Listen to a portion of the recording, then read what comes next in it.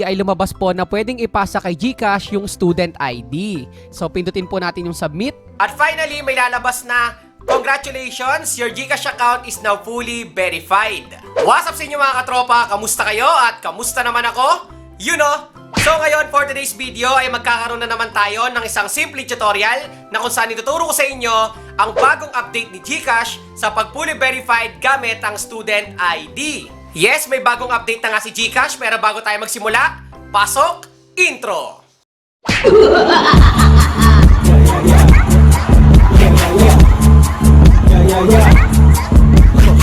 Meron nga akong good news sa inyo dahil may bagong update na nga si GCash sa pag-fully verified ng isang GCash account gamit ang student ID. Ipapaalala ko lang sa iyo na may dalawang forms tayo na sasagutan. Sa unang form ay student ID lang yung ipapasa natin kay GCash. At sa pangalawang form naman ay may tatlong additional requirements na ipapasa tayo kay GCash. At syempre, umpisahan muna natin yan sa pagsagot ng unang form. Let's go! Ang unang step na kailangan po natin gawin ay i-open ang ating GCash application. At sa pag-open nyo pa lang po ay mapapansin nyo po yung bagong update sa itsura mismo ni GCash. At may bagong update na rin po regarding sa pag-verify using your student ID. So simulan na po natin. At sa pag-verify natin, unahin natin pindutin yung profile na nasa baba. At dito kung makikita nyo po ay nasa basic level pa lang po yung GCash account na to. At ngayon, ipo-fully verify po natin yan gamit ang student ID. At syempre, pindutin na po natin ngayon yung verify now. After po nyan ay may nakalagay po dito na you are a basic user, which is kailangan daw natin mag-take ng ID photo, mag-scan ng face at mag-fill out ng information. Pero hindi po natin gagawin yan. Alamin muna natin kung nasa valid ID na listahan yung student ID. At dito po sa may other ID ay lumabas po na pwedeng ipasa kay GCash yung student ID. Dahil nga alam na natin na pwede nga, ay ibabak na po muna natin para mapag-verify na po tayo. So ayan, ibak na po ulit muna natin. Kapag nabook na po natin ay hanapin po natin sa baba yung help kasi kailangan po natin mag-submit ng ticket. So yan, makikita nyo po agad sa may pinakataas yung submit a ticket. So pindutin po natin yan. Dito naman po sa may submit a ticket ay may lalabas po dito na form, which is yung unang form na kailangan po nating sagutan. Mamaya na po natin sasagutan yung pangalawang form. At dito kailangan po nating sagutan as usual yung email address, GCash registered full name at yung mobile number natin o yung mismong cellphone number. Ang advice ko lang po sa inyo ay i-double check nyo po yung sinasagot nyo po dito. At ngayon mag-proceed na po tayo sa may concern category. Dito po sa may concern category, hindi na po siya tulad ng dati. May update na po. So pindutin po natin yan. At dito pindutin po natin yung account verification, which is yung nasa una po. At dito naman po ay may lalabas po na dalawang option, pero ang pipiliin po natin is yung nasa una, I have an existing application. Kapag napili natin yan ay meron po ulit dalawang lalabas at pindutin po natin yung I cannot edit my profile. After po nyan ay pwede na tayong pumunta sa paglagay ng short description na ipaparating natin kay GCash. Huwag po kayong mag-alala dahil pwede nyo pong gayahin yung ilalagay ko po dito. At syempre pwede nyo po yung makita dyan sa may pinned comment na nasa comment section sa baba. So pwede nyo pong tignan doon at gayahin nyo na lang po. Ang ipaparating lang natin ay student ID lang yung mapapasa natin kay GCash. At ganito po yon. Hi GCash, I want to submit my student ID for my GCash account to be fully verified. At sa dulo, maglagay rin po tayo ng thank you. At ayun lang po yung short description natin. Again, pwede nyo po yung gayahin dyan sa may pinned comment sa comment section. At ngayon, proceed naman po tayo dito sa may ID submitted for verification.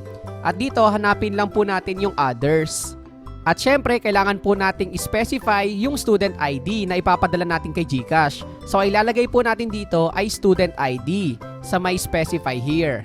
At ngayon, proceed tayo sa last step, which is kailangan natin maglagay ng file or attachment. So, pindutin po natin yung add file. So ngayon nandito na tayo sa gallery natin at piliin lang po natin yung pinicturean natin na valid ID, which is yung student ID natin. Yung harap at likod. Kaya kung mapapansin nyo, dalawa po yung file na naka-attach po dito. Harap at likod ng student ID po yan. Hindi pwedeng harap lang or likod lang. Kailangan dalawa po. At ngayon kapag okay naman po ay pindutin nyo lang po yung submit. At may lalabas po na thank you for reaching out to us. Please check your email to view your ticket. At dito, pindutin lang po natin yung okay. Kung may kita nyo po ay wala pa po yung ticket natin dito sa my your tickets. Pero okay lang po yan dahil may kita naman po natin yan sa mismong email po natin. At ang next step natin ay tuturo ko po sa inyo kung paano nga ba sagutan yung pangalawang form. At ganito po yon. After nating sagutan yung unang form natin ay magpo-proceed naman tayo sa pangalawang form. At dito ipapasa na natin yung student ID natin front and back at yung tatlo pang additional requirements. Number 1, student ID. Harap at likod ng student ID mo. Pangalawa, PSA or NSO birth certificate. Pangatlo, 3 specimen signature na kung saan 3 beses kang pipirma sa isang malinis na papel. At yung pang-apat naman is yung video clip na kung saan meron kang format na susundin. At ngayon, punta na tayo sa pagsagot ng pangalawang form.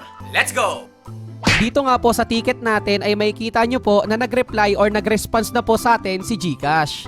Ang gagawin nyo lang po dito ay i-copy yung how to verify via the GCash Help Center verification channel. So kopyahin lang po natin yon dahil gagamitin natin yan mamaya. At ngayon, balik tayo dito sa ating GCash application. Same lang ng ginawa natin kanina, punta lang tayo dito sa may profile. Hanapin at pindutin natin yung help. Yan, so pindutin po natin yung help. At dito, makikita nyo po dyan yung view more articles. So pindutin po natin yung view more articles. Yan. At dito naman po sa may how can we help you, which is kailangan natin mag-search, i-paste lang po natin yung kinapi natin kanina. Yung how to verify via the GCash Help Center verification channel.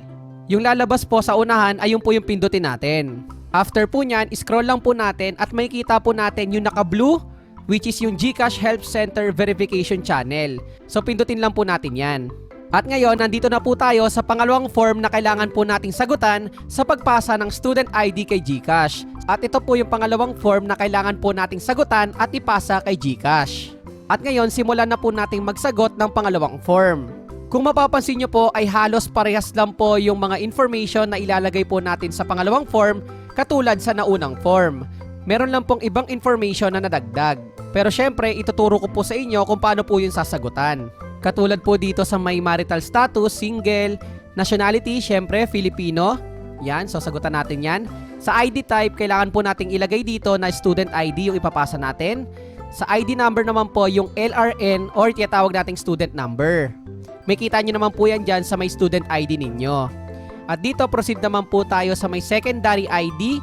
So dito, merong proof of billing, statement of account, buy bill, pero piliin natin yung PSA birth certificate. At dito may hinahanap po na secondary ID number which is makikita nyo sa may PSA birth certificate po ninyo. After po nyan ay checkan nyo lang po lahat ng box na to na katunayan na magpapasa po tayo ng mga to mamaya. Mamaya po kasi ay papasa natin yung student ID natin, harap at likod, PSA or NSO birth certificate, 3 specimen signature, at syempre yung bago nga which is yung video clip, which is may format kang sasabihin katulad po nito. Hi, I am Christine L. Vergara, born on September 8, 2000, with address of 131 MC Ginto Street, Pinagbuhatan, Pasig City.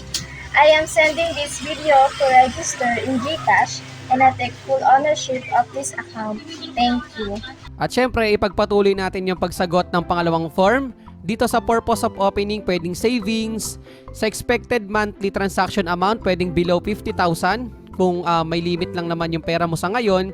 Sa source of fund, usually cash on hand yung sinasagot po dito. So, depende pa rin po sa inyo yan. Dito naman po sa may employment type, syempre student. Nature of work, syempre sa baba, scroll lang natin. May kita nyo rin po dyan yung student. Usually, more on student talaga yung pagsagot natin. At dito naman po sa may employer or business name, NA lang po yung ilagay po natin. Sa rank and position, may kita nyo po yan dyan, is student pa rin po yung isasagot po natin. Next is, are you PEP? Syempre, sasagot natin dyan is no. And yung pangalawa naman is beneficiary of your account. Syempre, tayo yung owner nyan. Yes, ang isasagot natin. At ngayon, maglalagay po ulit tayo ng short description na sasabihin natin kay GCash. So, pwede natin gawin ulit yung ginawa natin kanina or yung nilagay natin kanina sa unang form. Again, pwede nyo pong tignan yung pinned comment sa may comment section sa baba. Pinned comment, yan, tignan nyo na lang po doon at pwede nyo pong gayahin yon para syempre hindi na po kayo mahirapan. Ang nakalagay po ay, Hi GCash, I want to submit my student ID for my GCash account to be fully verified. Thank you. At yon, kapag okay na po yung short description natin, ang last step natin ay maglalagay na tayo ng attachment at iisa-isayin lang po natin yung paglagay po dito ng files and attachments. So unahin po natin yung video, yan, so mag-upload po yan. At isa-isahin lang po natin yung pag-attach dito para hindi mag-error. So as long na makompleto nyo po yung 4 na kailangan natin na ipasa kay GCash, okay na po yun at pwede na nating itong isubmit. So pindutin po natin yung submit. At dito may nakalagay na po na your request was successfully submitted. At ngayon, dahil natapos na natin magsagot ng una at pangalawang form, ang hihintayin na lang natin is yung review and approval ni GCash. Possible na within 10 minutes, 30 minutes, 1 day, or 2 days ay pwede nang ma-approve at ma-fully verified na yung GCash account mo.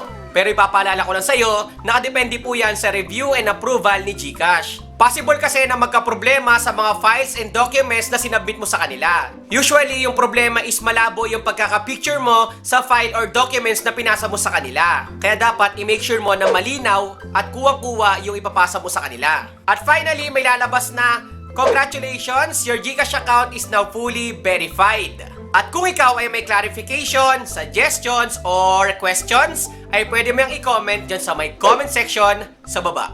And also, pwede mo ring i-like and follow yung Facebook page natin na makikita mo dito.